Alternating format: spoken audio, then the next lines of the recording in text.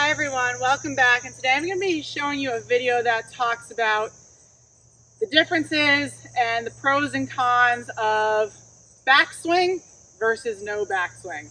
This has been a long debated topic from Coach Phil and myself pretty much since I started pitching.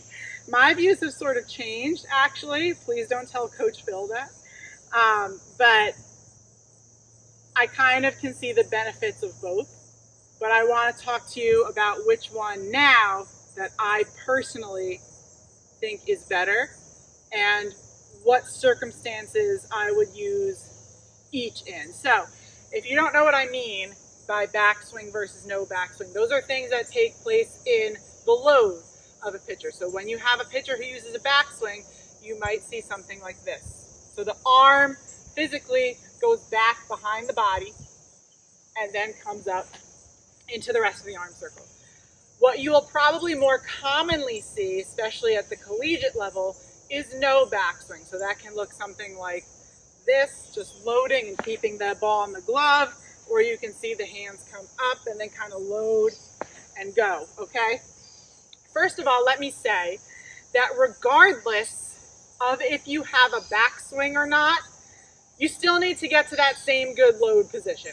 Regardless of what your pre-motion is, backswing versus no backswing, you still need to get to that good, square, sprinter's-like load position. That initiates our launch off the rubber and sets up the remaining stages of our pitch. Now,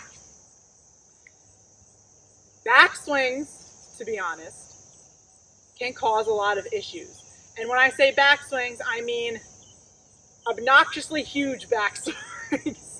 So a lot of times, especially in younger pitchers, I will say, you do see them at the older age groups as well, but typically in younger pitchers, you will see something like a big bend over with a big backswing, okay? There's a lot of issues with that. One, even just doing that one time, my shoulder hurts now. That could also just be because I'm old. But that over time, you know, I get that we're all made of like rubber essentially when we're really, really young. But over time, that's going to put a tremendous amount of stress on the shoulder. The other big issue with big backswings is something that we call pre-tracking. When you have a really, really big backswing, it's really, unless you're like quadruple jointed in your shoulder, it's pretty much impossible to keep your body square to the target, which is really important in the load. So you'll see a lot of shoulder and hip turning in the load, and the arm will end up swinging behind the head and behind the body. This is called pre-tracking, or which is a fancy way of saying opening the body too early. And when we open the body too early, it creates a domino effect of other issues throughout the remaining stages of the pitch. It'll create issues with opening too soon in the reach, which will ultimately create issues with arm path, posture, drive through toe and knee positioning, a whole bunch of stuff that we don't want to deal with, okay? So if you do have a backswing, it needs to be short, relaxed, and going straight back on the power line so that it doesn't turn your body out. The other big issue with big backswings is that, again, remember that so much about the pitch has to do with timing and everything working together. It's crucial for your arms, glove hand and throwing hand, to be working together throughout each stage of the pitch. And a lot of times when girls have really, really big backswings, they lose that togetherness, that unity between the glove hand and the throwing hand. Everything ends up working separately, okay? And that throws off the timing, it throws off the body positions, and ultimately the delivery of the pitch, okay? Now, it is still possible to have all those issues without a backswing. You can still pre-track without a backswing, which again creates all those opening too soon issues. And actually, one of the biggest issues I've seen with no backswing is an inability to get extended into the reach. So a lot of times, this is like the one time that I recommend a pitcher try a backswing, is I've seen girls who will have no backswing and then they keep their arms bent and collapsed in the reach instead of getting that full extension, okay? And that can create issues with arm path and arm speed and ultimately whip, okay? You can still have issues with no backswing, but in general, and and this is where my views have changed, because I'll be 100% honest, I pitched my entire career with a backswing, but it was a good backswing. It was very short and quick and loose, okay? I pitched my entire career with a backswing, but if I could go back now, I would pitch with no backswing. Don't tell Coach Phil. And I'll tell you why. So first, I will say, when I try to transition a pitcher who has a backswing to no backswing, okay? Their number one, they always fight me. They always fight me. Because their number one complaint is, but I feel so slow without a backswing.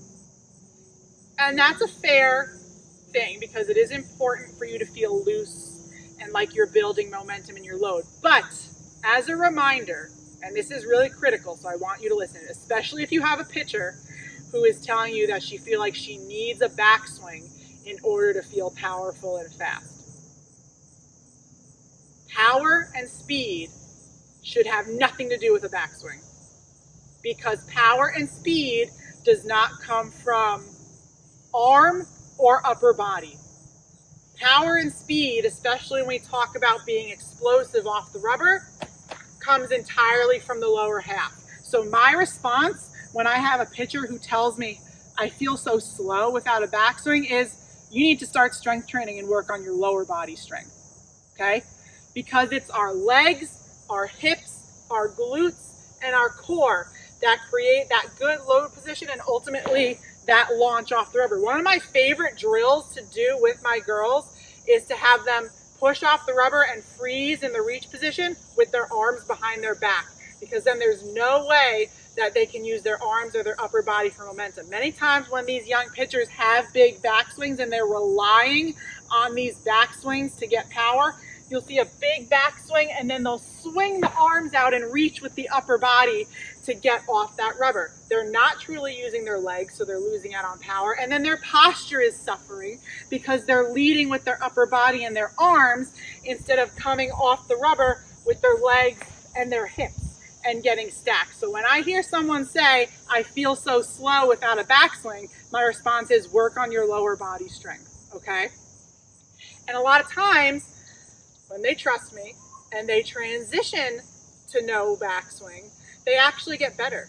Their pitch command gets better and their speed gets better because they're consciously focusing on using their lower half correctly instead of the backswing, instead of trying to gain momentum from the backswing, okay?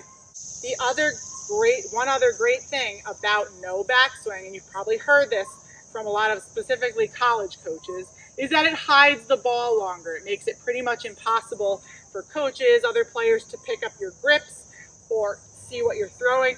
You can basically hide it for a long time, keep it in the glove, and then take it out as you're getting to the top of the arm circle. A lot of times, no backswing, especially if you're able to keep the ball in the glove as you're coming up the front side of the arm circle and then take it out, can actually help with the reach as well, because it's really hard to, some common issues I see with the reach, again, is opening too soon where your whole body separates and then your hand separates. A lot of pitchers like to reach up and across their body when they're reaching, which creates arm path issues instead of straight out. Keeping that ball or your hand in the glove can actually help you get to a better reach position.